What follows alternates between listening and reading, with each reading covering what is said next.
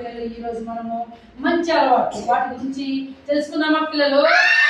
గట్టిగా చెప్పాలమ్మా. మంచి ఉదయాన్నే లేవడం, కాలకృత్యాలు తీర్చుకోవడం,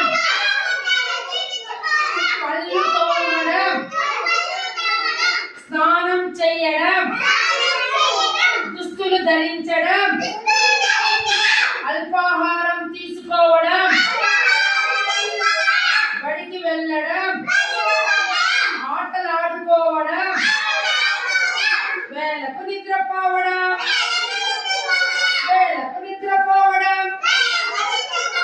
ఇవన్నీ మంచి అలవాట్లే కాదు. ఉదయాన్నే మీరు ఎందుకు తొందరగా లేస్తున్నారా లేదా? తొందరగా లేచి కాలకృత్యాలంటే టాయిలెట్ వెళ్ళేటప్పుడు కాళ్ళకి చెప్పులు వేసుకొని వెళ్ళాలన్నమాట. ఓకేనా?